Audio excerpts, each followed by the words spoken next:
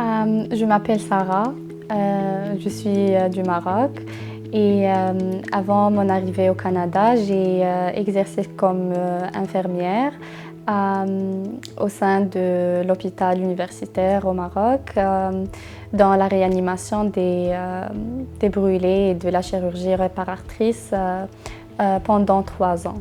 J'ai choisi de poursuivre ma carrière ici en Ontario.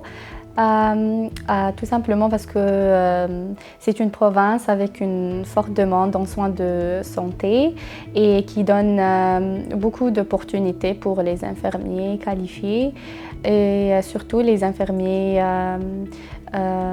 formés à l'étranger.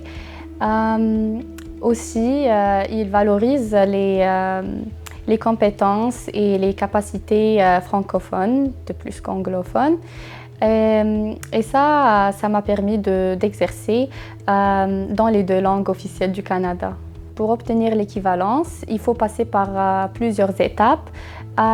Premièrement, c'est l'évaluation du diplôme avec le Service national d'évaluation infirmière. Ça, c'est vraiment l'étape clé du processus. C'est vrai que c'est un peu lent, mais c'est important. Il faut s'inscrire à l'Ordre des infirmiers et infirmières de l'Ontario qui, par la suite, font l'analyse du dossier aussi et envoient le formulaire d'évaluation des compétences qui décidera les prochaines étapes à suivre. Pour mon cas, je me suis demandé de compléter des cours supplémentaires. Après compléter ces cours supplémentaires, j'aurai à passer les examens, l'examen de jurisprudence et puis le fameux examen de l'ordre, le NCLEX. Donc le délai de la première étape, l'évaluation du diplôme, parce que je l'ai commencé dans la période du Covid, ça m'a pris environ 11 mois pour obtenir le rapport. Et puis quand j'ai fait l'inscription à l'ordre, ça m'a pris un peu moins de temps, mais ça reste aussi une grande période à compter.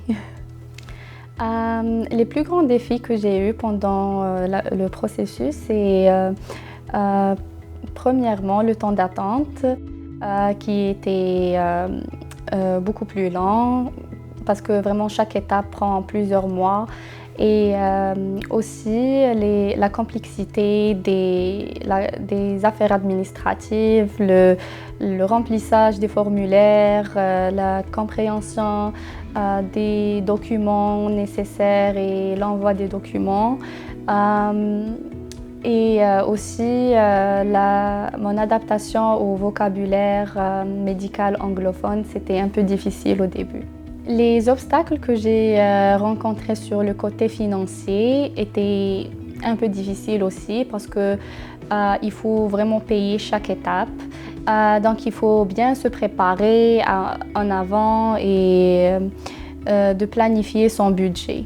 Donc émotionnellement, c'était un peu difficile de repartir à zéro et de venir à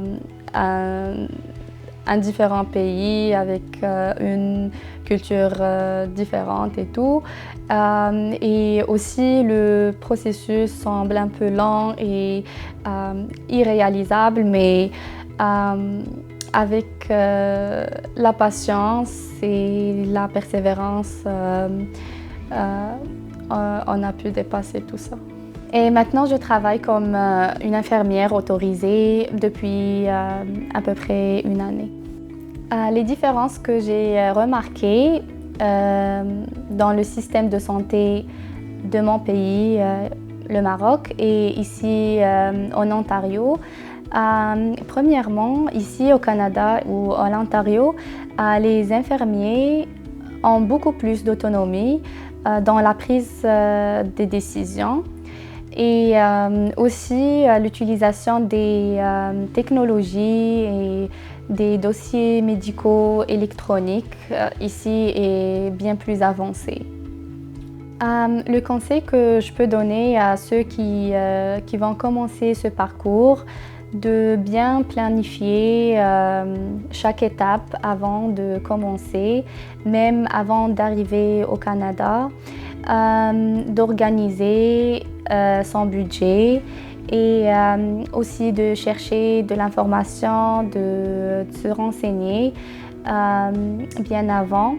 Il faut juste avoir un peu de patience et une bonne planification et vous y arrivez. Merci beaucoup. Bienvenue.